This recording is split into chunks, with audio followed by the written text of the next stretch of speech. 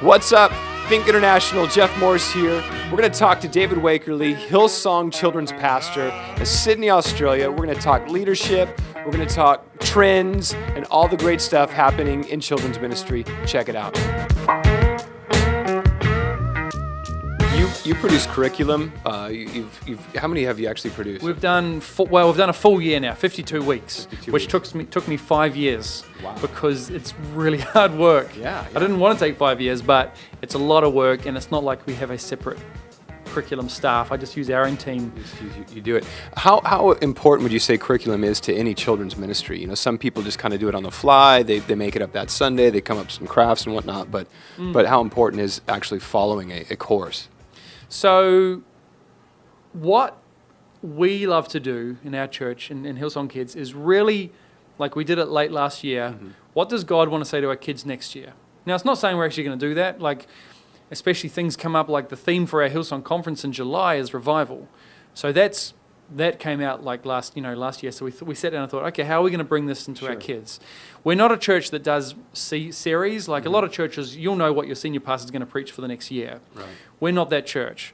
We if there's 40 services on a weekend in Australia, and you could get a message about forgiveness or Jesus or the tabernacle. Who knows? Right. It's really sometimes our senior pastor, Pastor Brian, will do a series, but he'll probably announce that while he's doing the first message, and he'll go, "I might turn this into a series." So we don't do that. But for our kids though, obviously we can't align with our senior pastor's teaching. We do take the spirit of Harry teaches, which is very much practical, taking a Bible idea and really making it work for people's midweeks, and we roll with that. And so that's the way our curriculum works.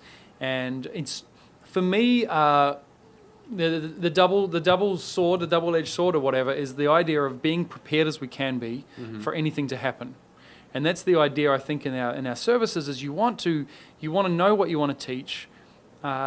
It's okay. Let me put it this way: it's like learning an instrument. If you're learning jazz, which I did for many years, it took me 3 years, 10 years of learning piano, and then 3 years of learning jazz to learn how to make things up. I had to know music backwards, upside down. I had to know that song inside and out. I had to be fully prepared to make it up. Some people come into jazz and they'll just go straight to the making it up. Some people come into ministry and go straight to the making it up. Wow. Yeah. I think you've got to get into this is the foundation. You've got to learn the scales. You've got to learn the Bible, everything that underlies what you're teaching. Because then when I'm teaching, after doing this for 10 years, and a kid comes up with a question, I feel like I really need to address that. I have the foundation to be able to improvise on that question and answer it. And suddenly the service goes in a direction I didn't expect, but I've been preparing 10 years for that moment. So that's what I think about really curriculum, is that. I don't care what you do, but you just better have a foundation and preparedness. Because then from there, and that's the same way the Holy Spirit works, I feel, when in that moment, I could actually, of a kid asking a question that's a curly question out here, and you're like, whoa, and the Holy Spirit can really move in that moment, and that kid could be changed forever. You know, and moments like that. So I didn't really talk about curriculum directly, but just learn your scales. That's awesome.